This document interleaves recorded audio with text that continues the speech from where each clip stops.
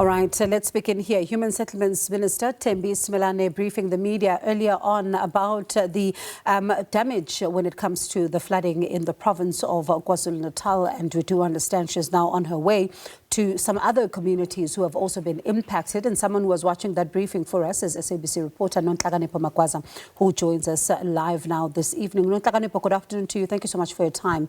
Have they quantified at all the cost of this damage so far? Good afternoon, Bongiwe and Nomfundo in studio, as well as the viewers at home. What they've said is that they're still assessing the damage that was caused by the recent floods. You do remember that last week we were hit by a flood, and on Sunday there were heavy rains that caused flooding in various parts of eThekwini. They are saying that they are still assessing the situation, but they are estimating that these floods, the damage that was caused by these floods is around 100 million, but they will in due course, when they finish the assessment, announce the actual number. But we did speak earlier on this week with the cooperative MEC in the province, and they did say that from last year, December, so far the cost was just over 3 billion rand. With this one, it will probably also escalate to other billions of rands. However, the minister with her provincial counterparts, MEC Duma, as well as the eThekwini mayor, they've just left to have a look at the land where they say they are going to build other TRUs where these flood victims and the 2022 flood victims will be placed temporarily until RDP house could be allocated to them. And you speak about these TRUs, these temporary relocation structures. Let's speak about that, as well as whether or not this is a province that will be able to have the money that is required right now in order to be able to attend to this particular damage, given the number of years that, that province has now been battered by heavy rains, and you then have this vast damage to infrastructure. Well, earlier on, I think I believe it's this year when we spoke to the finance MEC, Mr. Rogers, he did say that the province was in the red. We don't have any money in our coffers currently. So I believe that the provincial government will be knocking at the national government's doors to get assistance for funding, more funding, since we have not actually recovered from the 2022 floods. And then these floods hit, and I do believe we also experienced floods in other parts of the province in 2024 in December, as now we are hit with these floods as well. And we did speak to the eThekwini mayor, Mr. Xaba, who did say that as the city, they are not actually prepared for the frequency of these floods. So when we come back to finances, I'm not sure whether or not the province can handle building more TRUs, but we will hear from the provincial government as well as the national government, because they are still in discussions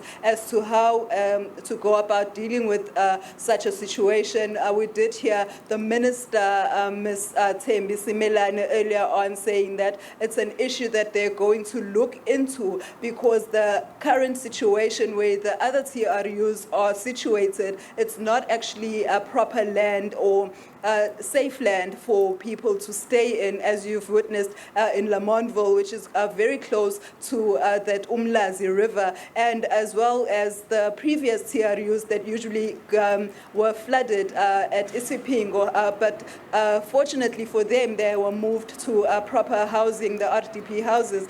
So it's a conversation that a national and provincial government will have to have as to where they're going to get financing and how they are going to assist each other in building and relocating flood victims. And when you think about the fact that right now there's still land that they're going to look at, they want to build a bit more of these temporary structures, what happens now to the people that do not have homes, have either lost them in the flooding or they have a partial damage to some of their homes? What's going to happen in the immediate?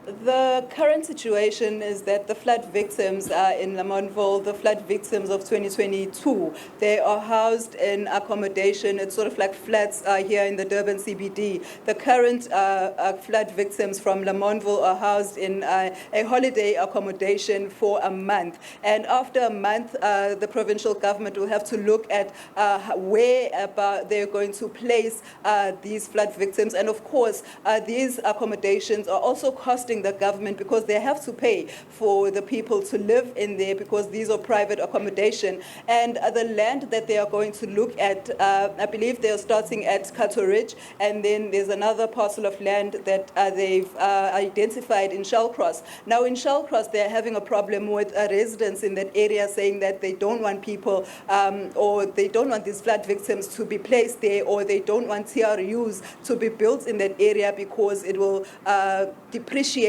the value of their homes. And I do understand from what we've heard from the MEC as well as the minister and the mayor, they did say that they are going to have talks with the community in Shellcross because apparently there were gunshots fired recently when people went there to build these TRUs. So after the Ridge, they're going to have a conversation with or going to negotiate with the people, the community of Shellcross as to get a way forward into building these TRUs. All right, Nonhlakani, but thank you so much for that update there. That's my colleague, SABC reporter, Nonhlakani Pomakwaza.